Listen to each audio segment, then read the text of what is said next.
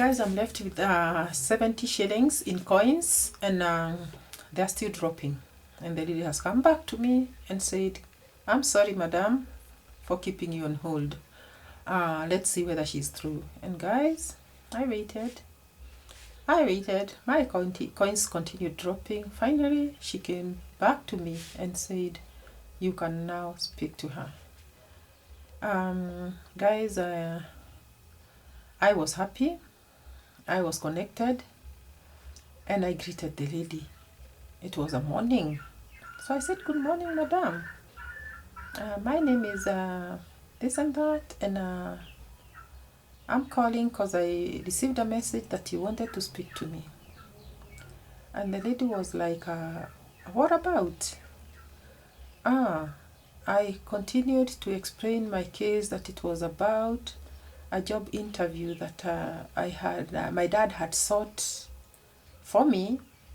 And it was just yesterday that I received a message from my mom that a particular person came home, a particular lady came home asking if I could get in touch tomorrow as concerns the job issue. So guys, the lady was like, and what is your name again? And I told her my 3 names. Where do you come from? And I was like, hey, this lady came to my home yesterday and she doesn't know where I come from. And I was like, a lady, I come from Nyeri, and this is where you came yesterday, and at the home of Mr. and Mrs. Mwangi, and said that their daughter Wambui comes for the interview today, gets in touch today in preparation, in arrangements for the interview that was intended to take place.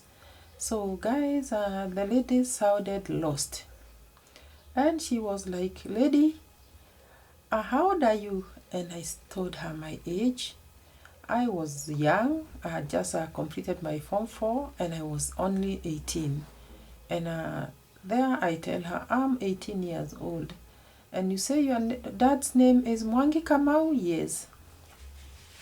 And what kind of a job were you looking for? And I said, I'm in your hands, madam, because I've just completed my Form 4, my O-levels, and I'm waiting to either go to the university or join a college in town. And I was told that my dad spoke to you, and remember guys, my coins are still dropping. And I was told that you came by yesterday and said that I should get in touch with you for the job interview. The lady on the other side asked me, are you aware this is a government office? And I said, yes. I'm aware it's a government office, but I was not looking for a job in the government office. I thought you had spoken to my dad about a side hustle that you do, and you wanted somebody to start by in your M-Pesa joint. Guys, the lady was not amused. Do you know what she asked me? And do you think I would have left my office to drive all the way to your home village in Nyeri to come and get you to come and work in my business? And I said, madam, looks like that was the case, because this is the information that I got from my mama.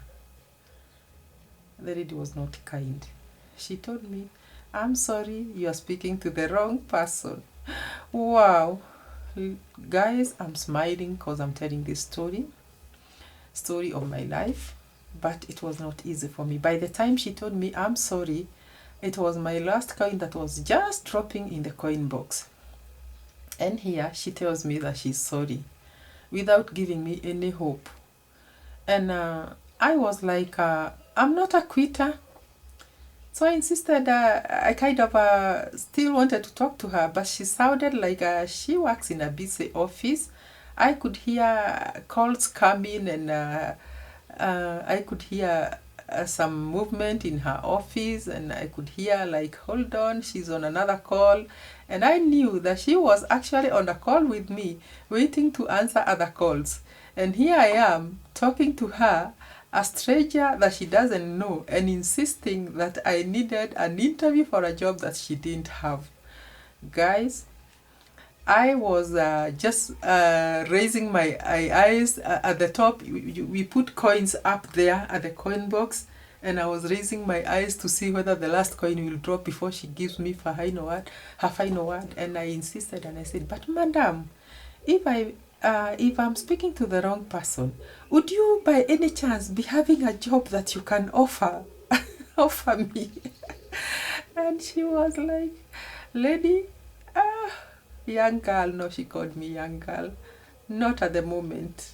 And I work, I'm also employed by the government, and I don't have another farm where I can maybe fix you." And I asked, don't you have an M-Pesa? And she was like, "No, I don't own one. And please, I'm headed for a meeting, so please try elsewhere. I am sorry." And she hung up on me. Story of my life, guys. A young girl who is 18 years old traveled all the way from a county called Nyeri to come and access a coin box to call a lady who is in a government office in the city of Nairobi, hoping to be told to just close over the two streets of Moi Avenue and Kenyatta Avenue and come to a certain building called ABCD, take a lift to a floor that is 13th, 14th, 15th floor, knock on a door 2A or 2B or 3C, and get to the office of Mrs. This and that, who works with a government office, who works in a government office. I was left stranded on a coin box without any hope, and having had a lot of hope. I don't know the person who visited my mom.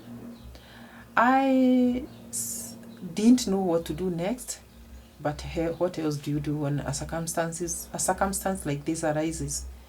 You just have to move on with your life. So I went back to the bus stage and took a matatu and went back home, where my mom was waiting with a lot of anxiety to see what I've come home with, what news I have brought home. But guys, the look on my mom's face when I told her that I did not even get to see that lady was that look that your parent gives you when she thinks you did not measure up to the